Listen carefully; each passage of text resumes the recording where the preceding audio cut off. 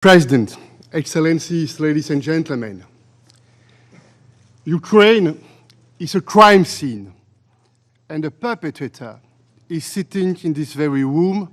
You know who you are. The Kremlin dreams of restoring the old Russian Empire. After Ukraine, who would be next?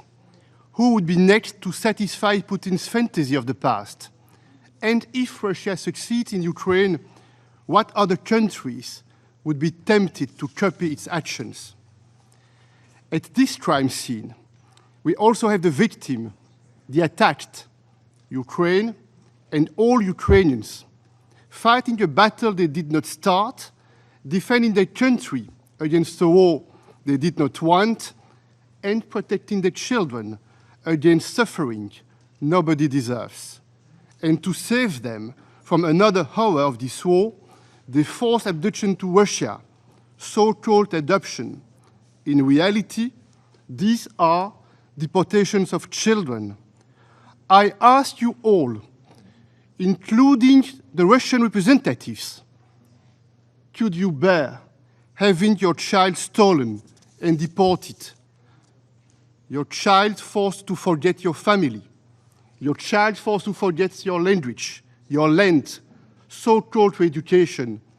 In fact, this is an attempt at cultural genocide. By defending their children, Ukrainians are defending what is most precious, their family, their future, their freedom. And that's why we, the EU, we stand firmly with Ukraine to defend itself. As long as the innocent are attacked, we will help them to defend themselves, and we'll stay by their side for as long as it takes.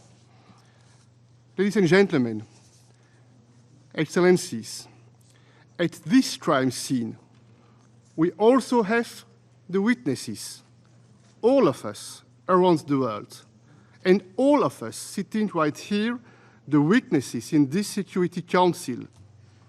What have we done about this crime?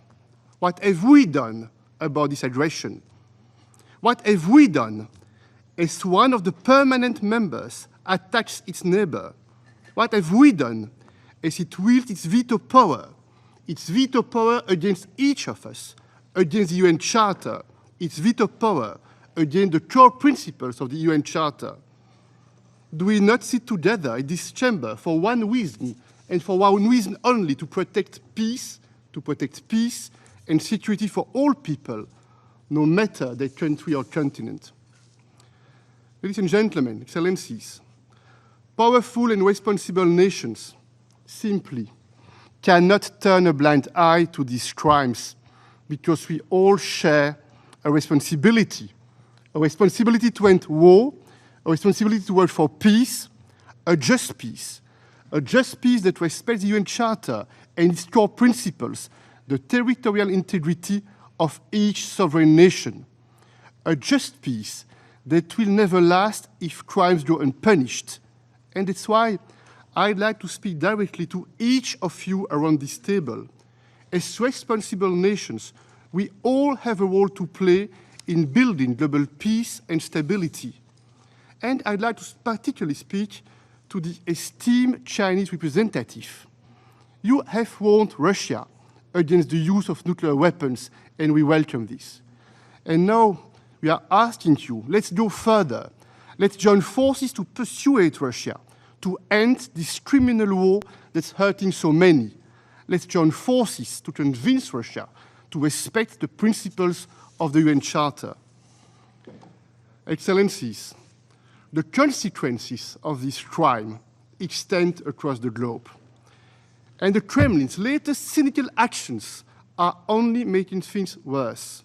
By pulling out of the Black Sea Grain Initiative, for instance, when you shoot missiles at grain silos in Odessa, they also strike Africa and kill the most vulnerable, destroying the lives of millions. Excellencies, a tragic crime is unfolding before our very eyes, and we are the witnesses, all of us. We must stand strong by the side of the attacked, especially right here in this Security Council. And that's why this chamber was born, And that's why we are here today to say no to aggression, and to protect peace, security, and cooperation between people and between all our nations. I thank you.